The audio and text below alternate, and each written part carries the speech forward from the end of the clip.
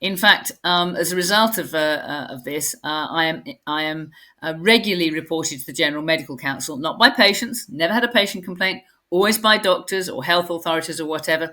So I now have the honour of being the most investigated doctor in the history of the General Medical Council. Dr. Sarah Myhill, how did you find carnivore? I have worked as a medical doctor for about 40 years. My first interest was allergy. I was interested in looking at causes of disease. And in those days, in the early 1980s, the classic low allergen diet was the lamb, pears, and rice diet. But that didn't get round the problem of the upper fermenting gut. So now, if I have somebody who has a complex clinical picture, the carnivore diet is the starting point because it's low allergen and it's very good for the upper fermenting gut. It's good for the microbiome too. In fact, it's a very healthy diet. So I've heard you talk about the upper fermenting gut before. Could you explain that a little bit, Okay. please? Well, to understand what the upper fermenting gut is, I just have to tell you quickly what the normal gut should be. So the normal gut starts at the mouth, it finishes at the anus, and it's about 30 foot long. The first 25 foot of the gut should be sterile or near sterile. And then the last 5 foot of the gut, that's where the microbiome is. That's where all the bacteria and the fungi and the yeast are and the viruses are, which do much good for us. But the upper fermenting gut should be, as I say, sterile or near sterile. Now, the problem with modern diets is they are loaded with carbohydrates. And on top of that, we eat all the time. Breakfast, snack, lunch, snack, supper, snack. And what this means is that the upper fermenting gut becomes constantly colonized by carbohydrate-containing foods. And when that happens, the bacteria and the yeast move in and start to ferment them. And that causes major problems. It causes major problems because, first of all, those foods are fermented and they produce toxins like hydrogen sulfide, D-lactate, ethyl alcohol, propyl alcohol, butyl alcohol, ammoniacal compounds, and they poison us. And then the microbes themselves, they produce toxins, bacterial endotoxin, fungal mycotoxin, and that poisons us. And then there is potential for the microbes themselves to get from the gut into the bloodstream.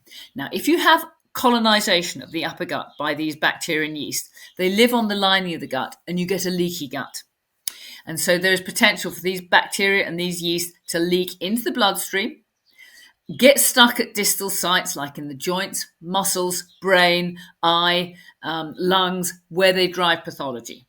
And I think a huge amount of modern pathology, like inflammatory bowel disease, like intrinsic asthma, like psychiatric disorders, schizophrenia, depression, psychosis, like fibromyalgia, like arthritis, so many of these diseases are driven by allergy to microbes from the upper fermenting gut. So the starting point to treat all these diseases is sort the gut out. And essentially, there's a two-pronged approach to treating the upper fermenting gut. First of all, stop feeding little wretches.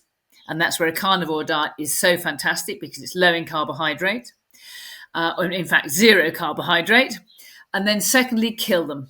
And the two tools I like best for killing microbes in the upper fermenting gut are vitamin C. And guess what? We're all deficient in vitamin C because humans, fruit bats, and guinea pigs lost the ability to make vitamin C about 65 million years ago.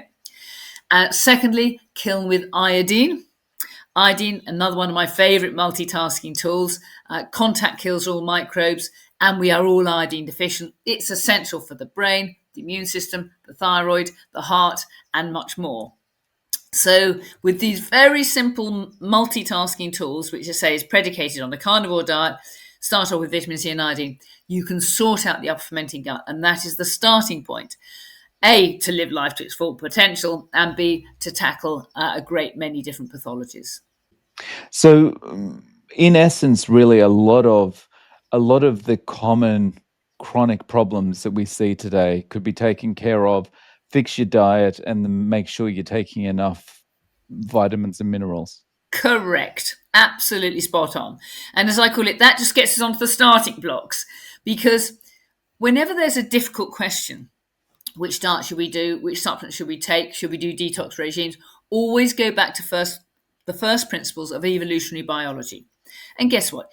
Humans evolved as carnivores, as predators, and as they moved into different environments, then so other foods came into the diet. And in fact, we have an incredible gut. It can deal, if all is well, with a huge variety of foods, and that's one of the reasons why we are the successful species that we are today. Probably too successful, some would argue, but I say always go back to evolutionary biology for the answers to questions, and the carnivore diet is a great starting point. What is the typical profile of someone who comes to see you that comes to consult with you? Is it someone with asthma? No, my special interest is in chronic fatigue syndrome. And so I see a lot of patients with chronic fatigue syndrome and ME, which are similar clinical pictures. And the important point to remember about chronic fatigue syndrome and ME is they are not diagnoses, they're clinical pictures. We have to ask the question why. Now, this is something that doctors don't do anymore. Doctors are educated by Big Pharma, who dish out loads of drugs and want them to be sold. And remember, Big Pharma's mantra is a patient cured is a customer lost. They don't want cures. They want people on symptom-suppressing medication for life. Why? Follow the money. And now doctors are educated by Big Pharma and they just follow their guidelines. So medicine, establishment medicine in this country has just been reduced to symptom-suppressing drug. Headache is now diagnosed as paracetamol deficiency. Depression is diagnosed as SSRI deficiency. Arthritis is diagnosed as NSAID deficiency. It's rubbish. And when people come and see me, they don't want a drug. They want to know why they've got their problem. Because if you know why, if you can ascertain the mechanism, then that has obvious implications for management. So my job is to, as I call it, give people the rules of the game and the tools of the trade so they can work it out for themselves, because with my help, of course. So I imagine that doesn't make you all that popular amongst your peers? No, hugely unpopular. In fact, as a result of this, I am regularly reported to the General Medical Council, not by patients, never had a patient complaint, always by doctors or health authorities or whatever. So I now have the honour of being the most investigated doctor in the history of the General Medical Council. The current score is Myhill 38, GMC nil. There are another 10 cases outstanding, and I'm taking the GMC to the High Court in July, because they are unfair in their procedures and they are forbidding freedom of speech. And what that means is that doctors can't give their opinions freely, because if they say something that is outside the government narrative, they get struck off by the General Medical Council. And there are many fantastic doctors for whom this has happened, like Dr. Anne McCloskey in Northern Ireland, Dr. Daniel Armstrong, who's a psychiatrist who's advocating, who's had great concerns about the COVID jab, Dr. Sam White, Dr. Jane Donoghue. These are all good doctors who have said something that doesn't accord with what the government and the Department of Health are pushing out, that maybe are outside NICE guidelines, and so they get struck off. And what this means is we have doctors in this country who can't practice medicine anymore. All they do is they just churn out the government, the government and the DOH narrative, which means it's going to be reduced to simple algorithms. And the future will be that you will just go and consult a computer that's got a bit of AI on it, and they'll say, take this drug, take that drug. This is not medicine. Yeah, I mean, this is, it seems to be the only industry where you study for years and years and years, and I guess there's continuing education and that kind of thing, but you're punished for thinking critically. Correct. In fact, one of my favourite quotes is that of Winston Churchill, who said, "My education was only interrupted by my schooling." Us doctors who live in the real world are educated by our patients. Yes, we learn the basics of anatomy and physiology at medical school, but I can do that from picking a book up, actually. And these days, if you think outside the block, then you get struck off. Medical education is not an education; it's a brainwashing. It's bankrolled by Big Pharma. You are trained down a certain path, and doctors are often the most narrow-minded of people, who don't think outside the box, who don't even think outside, that area of training. They think once they've learned at medical school, that's it for life. But I was talking to Asim Malhotra recently, and he was saying one of the things about medical school is that 2 or 3 years after you've left medical school, 50% of what you've taught will be wrong. The problem is you don't know which 50%. So we should be on a constant learning curve. I mean, I've never not been on a learning curve. It seems to me it's getting steeper at every time. But therein lies the interest, and therein lies the joy of practicing medicine in the modern world. Mm. So, for me, this is not my industry at all. But the thing that really gets me is I've become so interested in like nutrition and the way the body works and that kind of thing is because my background is IT and debugging a problem. And there's nothing better than when you are debugging something for a long time and you finally realize how all the pieces fit together. And that seems to be how it works as long as you're willing to critically think. Correct. It's exactly the same in medicine. I mean, seeing a patient who is sick should be like a detective story. There are clues there. You can get other clues from maybe, the most important clues always come from the history. 90% of diagnosis comes from taking a careful history. When did it start? How did it start? What were the early symptoms? What are you experiencing now? What makes it better? What makes it worse? That's what gives us the clues to mechanisms. Because once you discern the mechanisms, then that has obvious implications for management. So, as I mentioned earlier, my favourite subject, or the one that I'm best known for, is the treatment of chronic fatigue syndrome and ME. Now, chronic fatigue is not a diagnosis, it's a clinical picture. It's a clinical picture characterised by physical fatigue, mental fatigue, foggy brain, and such like. And people have no stamina. Very often they're unable to work. Some are bedbound. And the way I explain it to my patients is that the body is like a car. And for your car to get to work, you've got to have the right fuel in the tank, and that's all about diet and gut function. You've got to have some oxygen there, and that's all about breathing techniques. Then you need the mitochondrial engine, and that's my special area of interest, in which I published in the Journal of Clinical and International Medicine and Experimental Medicine. And mitochondria essentially take fuel from the bloodstream, ideally ketones, burn it in the presence of oxygen to generate energy. And then we have the thyroid accelerator pedal, which controls how fast our engines go. And guess what? I want my engine to go at 50 miles an hour, not 5 miles an hour. And then the adrenal gearbox. And it's the adrenal glands that allow us to gear up in response to stress. And that can happen in the short term with adrenaline, in the medium term with cortisol, and the longer term with DHEA. So by addressing energy delivery mechanisms in that way, we then have a logical approach to chronic fatigue syndrome.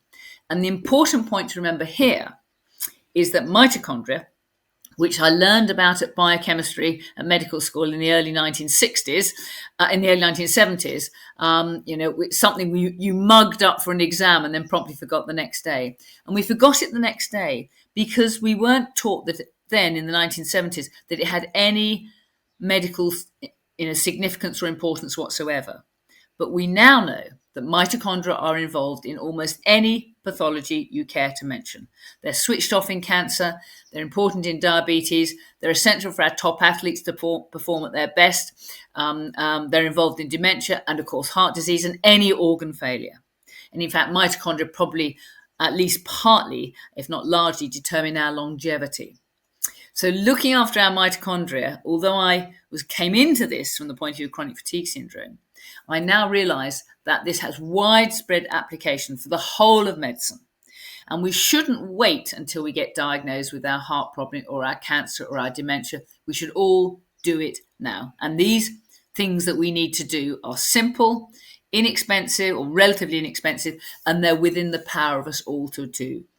So you just mentioned something there that I find really interesting. You said that ketones are the preferred fuel for mitochondria. Correct. But if you talk to any mainstream doctor, they will tell you that carbohydrates are your body's main fuel source. Well, yes, because remember, mainstream doctors have been trained by big pharma and big food. And and big food want us to be addicted to carbohydrates. Why? Because it's cheap and we can produce them very easily.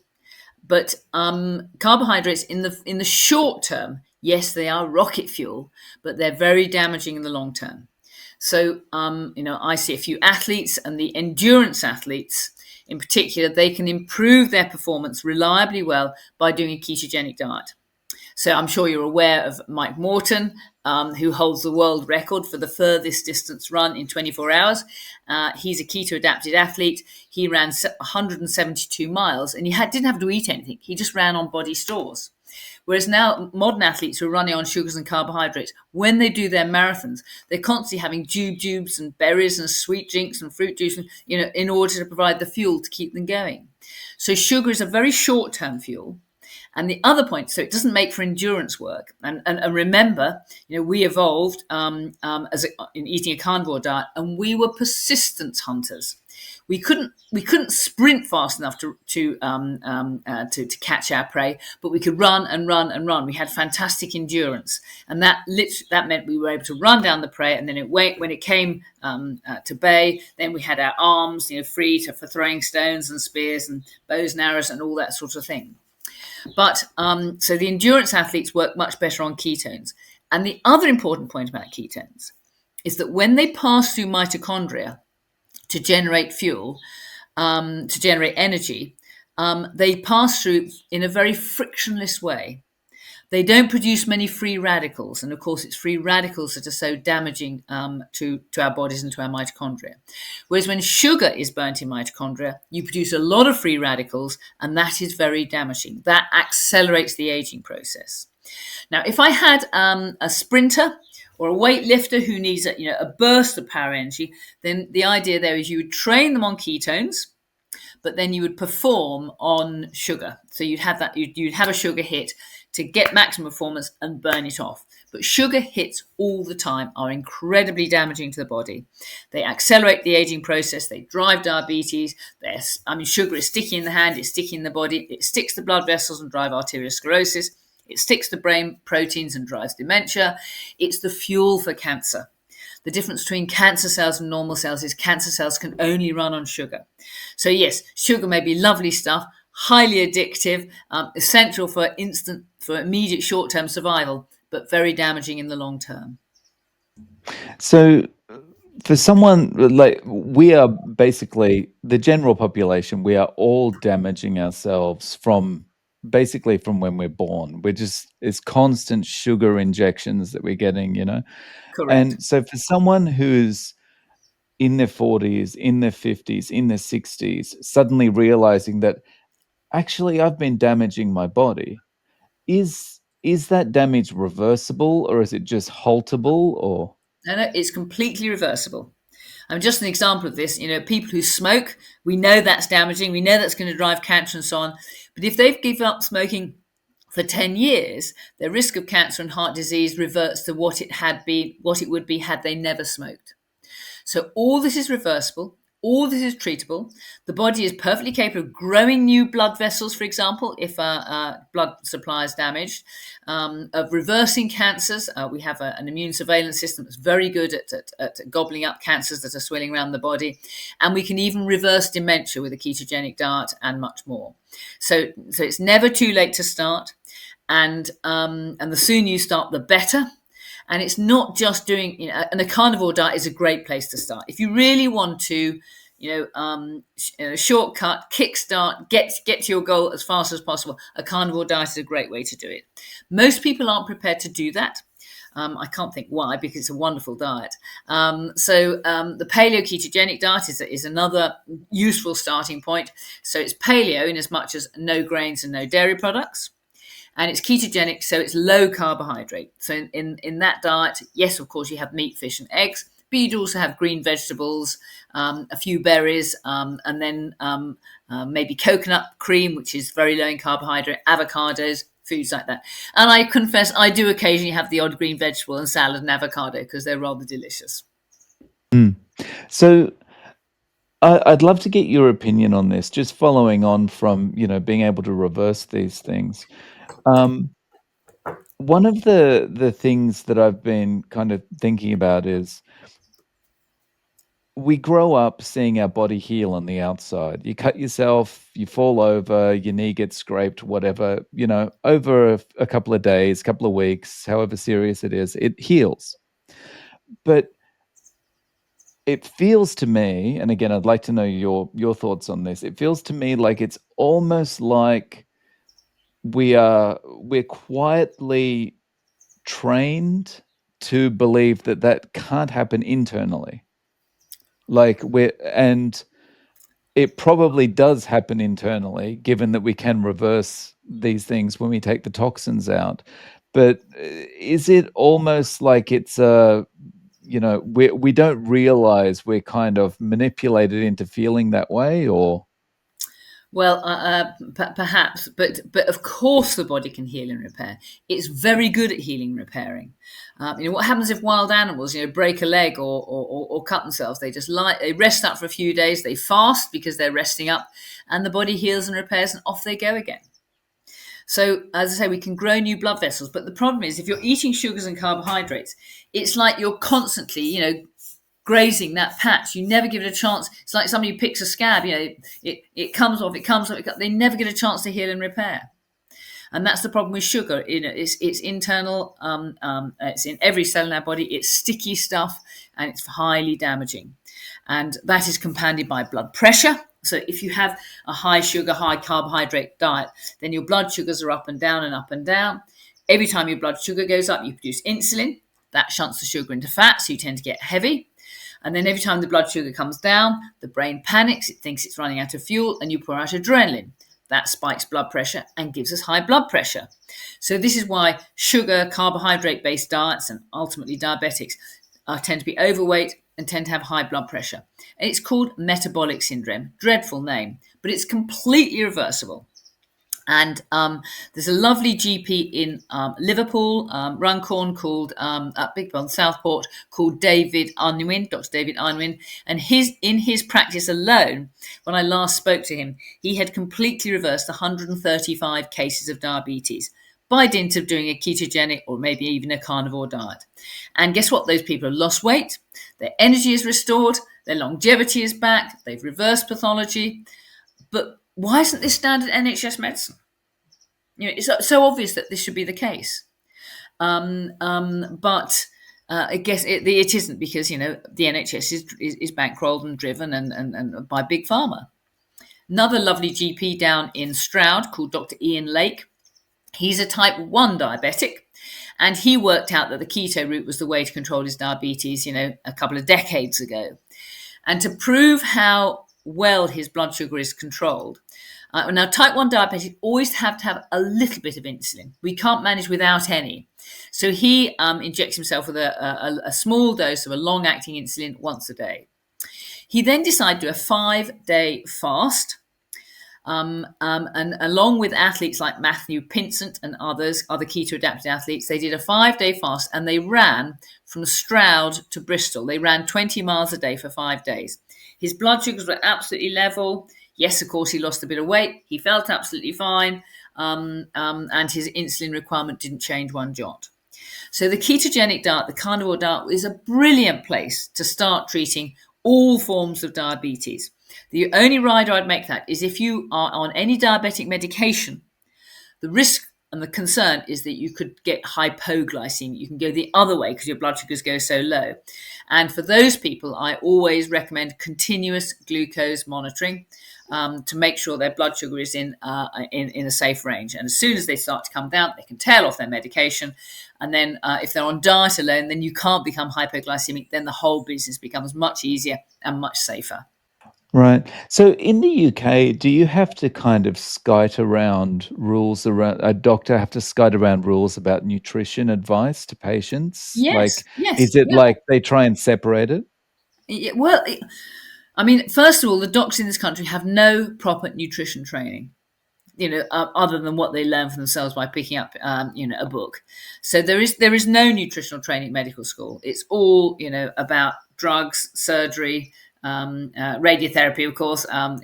So doctors are not qualified to give nutrition advice.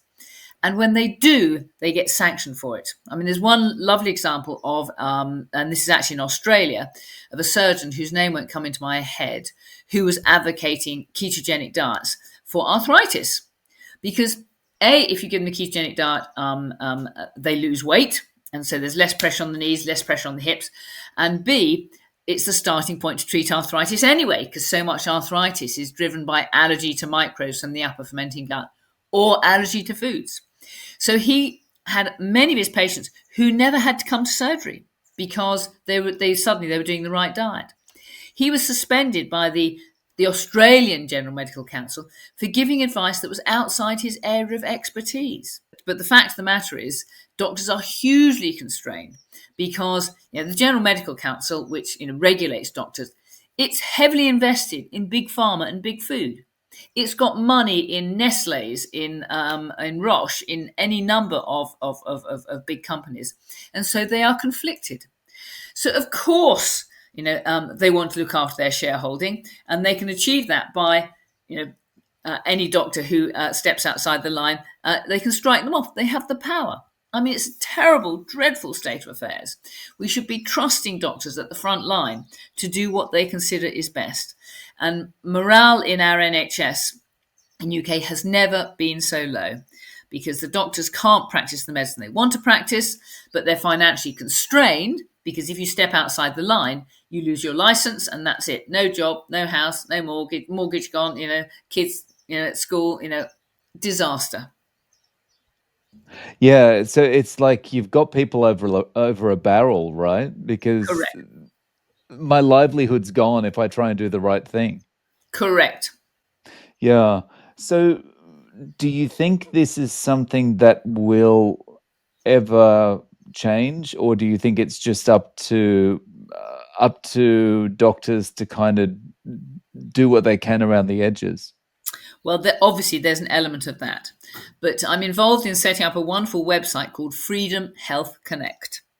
It's started by three lovely girls, and the idea of the website is that any patient in the world can contact any doctor in the world for advice. Now, the doctors who sign up to Freedom Health Connect, first of all, they have to reaffirm the Hippocratic Oath. Now, many doctors are practicing outside the Hippocratic Oath because they are not giving patients proper informed consent. So if I see a patient with arthritis, yes, I could say, go and have a knee replacement. But I can also say to them, there's a good chance you reversing your arthritis by doing a carnivore diet and taking these supplements. That's what all doctors should be doing. And if they're not doing that, then they're not giving their patients proper informed consent. And the second thing the doctors have to aver to is that they don't receive any financial kickbacks from treatments or investigations that are recommended. One of the problems in America is the doctors make a huge amount of money from the companies who are offering tests. So they run hundreds of tests for their patients, not because they think it's the right thing for that patient, but because they get a kickback. They're financially incentivized to do so. And it's the same with prescribing many drugs. They're financially incentivized to prescribe drugs. I read the other day that many cancer doctors in America are now able to purchase the cancer drugs from the drug companies and then sell them to their patients at a big markup. That is, that's wrong. You're doing things for financial reasons, not because that's in the best interest of the patient sitting in front of you. So that's what the doctors have to swear to when they sign up to Freedom Health Connect. And then what the patients get is they get the knowledge that the doctor is an honest one, that they're decent, that they're working in that patient's best interest. And then the whole of Freedom Health Connect is run under common law, under tribal health law, and under it's a private club effectively because you pay a small subscription fee. And what that means is that protects the doctor from being sued. Because it's a private consultation. No part of that consultation can be spread to a third party without both parties' permission. And so the doctor can then speak their mind without fear of being done by the General Medical Council or sued by the patient. So I practice medicine now and I don't have any insurance cover. I have no medical indemnity. And you might think, well, that's a dangerous thing to do. Well, perhaps, but I've never had a patient complaint. And if patients want to sue me, then they can take me to the civil courts. And we have, obviously there's for damages. And because the sort of medicine I practice, which is naturopathic medicine, using diet, vitamins, detox regimes, which are so important, the potential for harm is effectively zero. And by not having to have insurance costs, I can be much less expensive. So I'm now an affordable doctor instead of an unaffordable doctor, which is the case in so many places.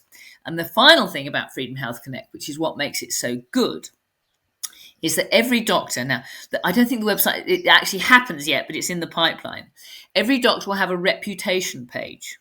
So if I have a consultation with a patient, they can write I'll give them a code, they can write what they like on that reputation page, which might be dreadful consultation, she was short with me, she was sharp with me, didn't give me any answers, don't anybody else go there again. Of course, you risk that. Or it might be, yes, listen to what I had to say, made constructive suggestions, put in place some interventions, and now I'm better, which is what people want to hear. So there'll be a star rating, just like on Amazon where you get feedback. Because the only people who can judge doctors are patients. We want results. We want results that are safe and effective. And now doctors are just responsible to their regulatory body, which is the General Medical Council, which, as I say, has simply become a puppet of the drug and the food industry. Yeah. Well, this sounds like an awesome idea because, as you say, the only person that can evaluate the doctor is the patient. Otherwise, it's just there's no nuance involved, right? Because it's just, Correct. oh, you got a cholesterol over 100, you're on a statin. That's it. Correct. That Yeah. is a perfect example. And actually, statins are nearly absolutely useless. The efficacy of statins is marginal, if any at all, but they have massive side effects. But guess what? The most prescribed statin in the world is atorvastatin. It's worth $1 trillion a year. Now, I have to say, I can't get my head around those big numbers, but $1 trillion is $1 million dollars. It's a lot of money. And you can do a lot of propaganda with all that money.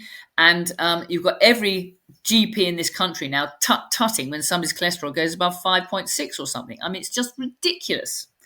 I can show you good studies, with thousands of people that have been conducted over tens of years, showing that the higher your cholesterol is, the longer you live. It should be at least 6.0, and I'm very happy to see it up at 8 or 9. Cholesterol does not damage arteries. It's essential for the brain. It's essential for the immune system for cancer surveillance. And part of the reasons why we're seeing epidemics of cancer and dementia at the moment is because of all the statins we're taking. Yeah, the mainstream medical community is really big on talking about correlation when it suits them, but they're not so great at talking about correlation when it goes against their argument, which, as you say, dementia increases as we take more statins. Diabetes increases as we eat more sugar. They don't like that kind of correlation. Correct, but it's very well recognised. But because I say the last thing they want is people doing carnivore diets and paleo-ketogenic diets. Why? Because they don't get sick, and you don't get sick, you don't make any money. It really is as simple as that. And of course, governments want sick patients too. In fact, what governments want, the ideal lifespan, is for somebody to get through their life on addiction. And guess what? We can achieve much on addiction. People achieve much on coffee and sugar and alcohol and fags and all those things. And that makes the government a small fortune because many of those things are taxed. It drives disease, and that means they drop dead before they're old enough to collect their pensions. So it's a perfect scenario, isn't it? Get lots of work out of the peasants, tax them to death. Sugar gives them no energy, or in the long term drives down their energy, so they stop revolting. No, so we're not going to get a peasants' revolt when half the country is fatigued, and then they die before they get their pension. Makes great sense for the treasury. The problem with sugars and carbohydrates is they are so addictive, and people just cannot break away from them, and they're not generally appreciated as being addictive. So it's what it gets handed out every social occasion. It's what we have for breakfast, and it's what's quick and easy and convenient and cheap. And ultra processed food, of course, makes the whole thing, a million times worse. But what people need to do is they need to think for themselves. And if you've got any symptom at all, don't see it as a wretched nuisance. See it as a warning sign.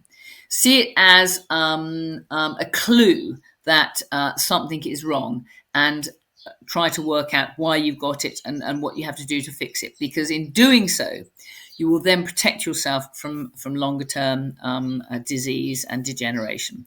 So right at the forefront of that is diet, and of course the carnivore diet is a fantastic start. I have a very good friend of mine, Dr. Rachel Brown, who's a consultant psychiatrist in Edinburgh, and for her, the starting point to treat any psychiatric condition, anxiety, depression, schizophrenia, bipolar, it doesn't matter, is the ketogenic carnivore diet.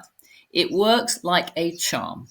She's been carnivore now for over 5 years, and she's as healthy as anything, as are indeed many of her colleagues who have woken up and seen the light. But remember, doctors themselves are addicts. I remember my father saying, who was a general practitioner, the definition of an alcoholic is somebody who drinks more than his doctor. And we use addiction to deal with stress. And it does. It gives us a window of time of day where you feel chilled out, relaxed. But okay, addictions, they're good servants but bad masters. And if you're drinking all the time, your brain will, because alcohol above a few grams a day is poisonous. It drives cancer, it drives dementia, it drives heart disease. It's just bad news. It's as bad as sugar. So we have to work it out for ourselves from first principles. That's the important thing. I try, and I don't micromanage my patient. I don't say, oh, you can have this for breakfast and this for lunch. I give them, let's say, the rules of the game, and they have to work it out themselves. Because if people work it out themselves, then they're going to be far more empowered to deal with problems in the future when I'm not there, or maybe you're not there, because they're asking the right questions. If you ask the right questions, then answers pop up. Right. Very, very nicely put. I really like that idea, is just empowering people so that, no matter what happens, they can take care of themselves. It's very nice. So, Dr. Myhill, how can people get in touch with you? Do you have a website? Yes, I have a website, just drmyhill.co.uk. At the moment, I'm absolutely overwhelmed with patients, so I'm not taking on new patients at the moment, but I work with 3 or 4 other doctors, so I farm patients out to those other doctors who do a brilliant job. And if they get stuck, they can come back to me and ask, well, what do we do here? What do we do from there? I also run workshops from my home, which are good fun. So people come here on a Thursday evening, and I talk all day. As you probably worked out, I'm gobby. I can talk. So I talk all day Friday, Saturday, Sunday, and cover the whole of medicine. The idea being that people can go away with, as I call it, the rules of the game and the tools of trade to do it themselves. And then I've written several books. The Bible is this one here, Ecological Medicine, which is the whole of medicine, the antidote to big pharma and fast foods. And then I've written books on chronic fatigue syndrome, the paleo-ketogenic diet, the infection game, the thyroid. So you can get my books as well. Awesome. I'll link to all those below. Dr. Myhill, thank you so much for your time today. I really appreciate you sharing your experience with us. My pleasure.